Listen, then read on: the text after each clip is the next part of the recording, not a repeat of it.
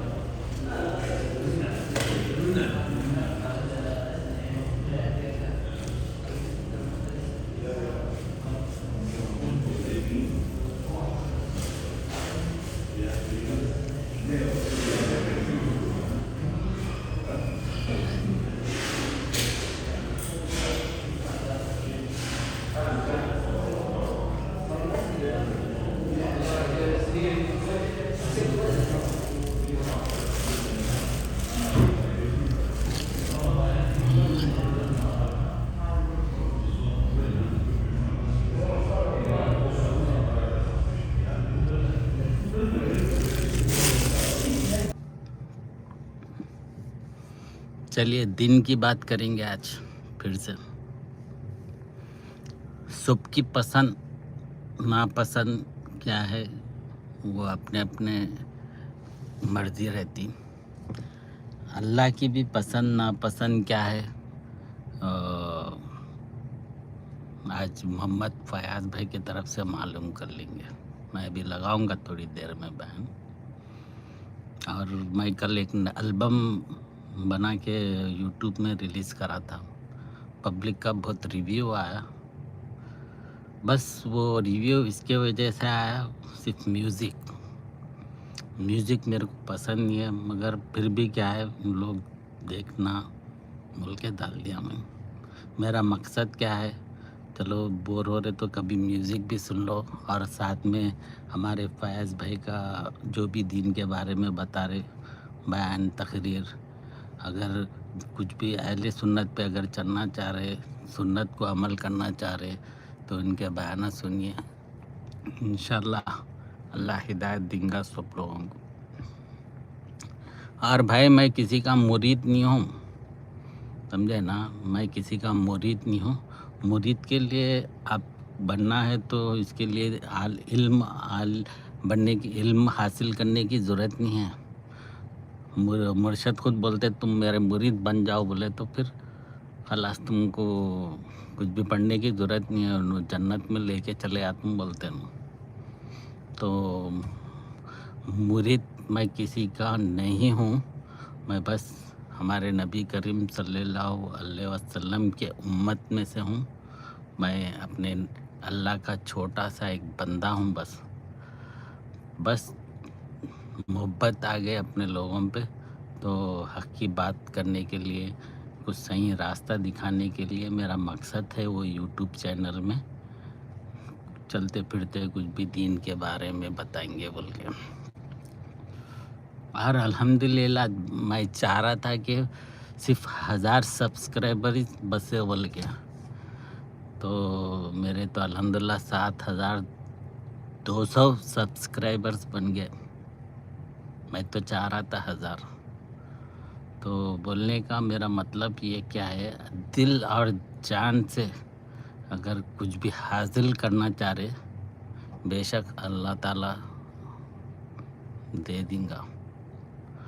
बगैर मेहनत के कुछ भी नहीं है, बगैर मेहनत के ना हराम का कमा सकते ना हलाल का कमा सकते।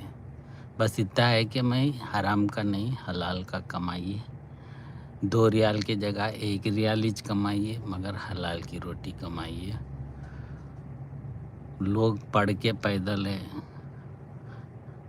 MS کر کے MTech کر کے BTech کر کے پیدل ہے. الحمدللہ اللہ کا لاکھ لاکھ شکر ہے. جب سے عقل آئی کسی کا احسان نہیں ہے, صرف اللہ کے سوا. اللہ کا محتاج ہوں بس. تو آپ لوگوں کو بھی میں یہی بتانا چاہ رہا ہوں, انسان کی ضرورت انسان کو چاہتی ہے. راستے میں 1 سے 2 3 ملتے چلتے رہتے, مگر محتاج صرف اللہ کا بن کے رہنا چاہیے.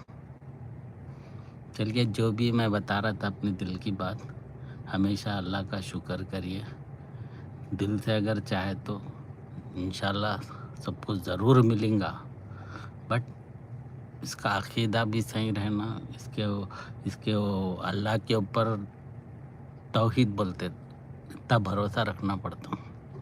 تو آج کل کے جتنے بھی لوگ ہیں پریشان ہیں, جاب لیس ہے, انڈیا ہو یا پورے ورلڈ میں کہیں پہ بھی جاؤ, کیونکہ ان لوگوں کا عقیدہ صحیح نہیں ہے. روزی روٹی کے لیے ماں باپ کو, بھائی بہنوں کو, بیوی کو چھوڑ کے آ جاتے. تو نیت صحیح رکھو بھائی. پیسہ کمانے کے لیے, بچوں کو کھلانے پلانے کے لیے آگے.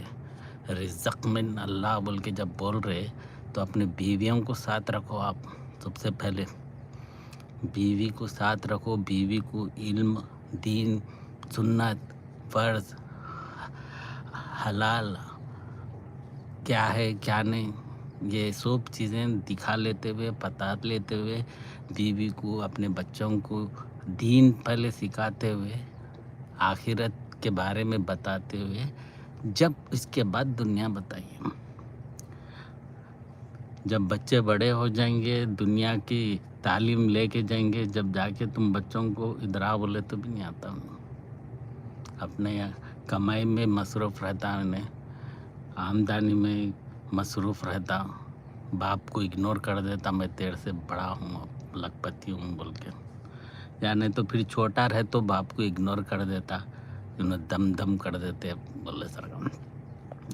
تو اس لیے کیا ہے, بڑوں کا احترام کرو, بچوں کو اچھی تعلیم دیو. آخرت سب کچھ ہے, سیکنڈ میں کیا ہوتا نہیں معلوم. لوگوں کو بار بار بول رہا ہوں, سب سے پہلے حلال کی روٹی کمائیے. اپنے حرامی کمائی سے بچوں کو کچھ کھلائیے. نہیں دھوکے بازی اتنی ہو گئی بھائی. 10 ریال ایک ٹائم ہے, 10 ریال 10 روپے 10 پیسے بھی نہیں دیتے تھے. وہی لوگ آج پیسہ لے کے بیٹھے ہوئے ہیں. تو پوری امید, پوری طاقت آپ اللہ کے بھروسے پہ لگاؤ. میرے جو بھی لیے ہوں گے خردا, میں پوچھ رہا نہیں, میں سانس لے رہا ہوں, الحمدللہ وہی میرے لیے الحمدللہ سب سے بڑی دولت ہے. اور بچیاں سب سے بڑی رحمت ہے بولتے ہم لوگ, مگر واقعی میں وہ رحمت ہے. مگر ہمارے مسلمان آج کل اس کو بزنس, کاروبار, تجارت بنا لیے. اب میرے خاص ایک دوست ہے بنگلور کے, 30-35 سال سعودی عرب میں کما کے گئے. بچی کی شادی کر کے بھی ایک 10-15 دن ہو رہا, 40 لاکھ خرچہ کرے بول رہے انہوں شادی میں. تو وہ اپنی پوری جنم کنڈی بچی کی شادی میں لگا دیے. تو میرے کو تو سمجھ میں نہیں آ رہا, بچی رحمت ہے یا مصیبت ہے, یا نہیں تو لوگ کیا بنا لیے, کیا حساب سے, سمجھ کے باہر ہے. بھائی بچی اگر رحمت ہے تو بچی کو خالی بس 2 کھجور جہیز میں دے کے شادی کراؤ. آگے والا 2 ٹائم کھانا کھلا سکتا ہے, انہیں دیندار ہے تو شادی کرو. اس کی دولت, اس کی پراپرٹی کو دیکھ کے مت کرو. انہیں دیندار ہے, حلال کی روٹی محنت کر کے اگر بچوں کو کھلاتا تو خلاص 2 کھجور لا کے وٹنس کے طور پہ مسجد میں بڑے لوگوں کو بٹھا کے شادی کرو. 40 لاکھ معمولی بات ہے. 35 سال کما کے 40 لاکھ خرچہ شادی میں کر دیا، بولے تو یہ اپنا اسلام یہ نہیں سکھاتا نا.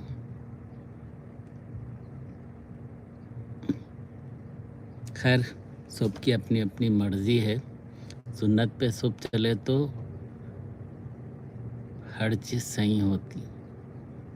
اگر عقیدہ صحیح نہیں رہا، توحید صحیح نہیں رہے، توحید پہ نہیں رہے، تو پھر آپ کے نصیب مرتے دم تک دھکے کھا لیتے ہوئے، رو لیتے ہوئے، اللہ کی جگہ کسی کا ہاتھ دامن پکڑ کے مرید بن کے، یعنی تو مرشد بن کے، پیر بھائی بن کے زندگی گزار لینا پڑتا.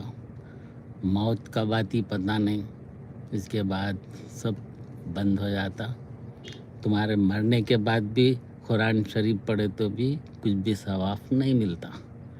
مرنے سے پہلے قرآن شریف پڑھو، جو کرنا ہے اچھے کام کرو. مرنے کے بعد بھائی باپ بیٹا میرے نام پہ قرآن پڑھتے بول رہے نا، اس کا کوئی ثواب نہیں ملتا، کیونکہ تم مر گئے. تم سننے کے قابل نہیں ہے. تم زندہ رہتے ہوئے بھی اگر سن لے رہے تو چلو دین کی بات. الحمدللہ کا سورہ ہم پڑھ لیے تو لاسٹ میں کیا بولتے ہیں؟ ہم آمین بولتے.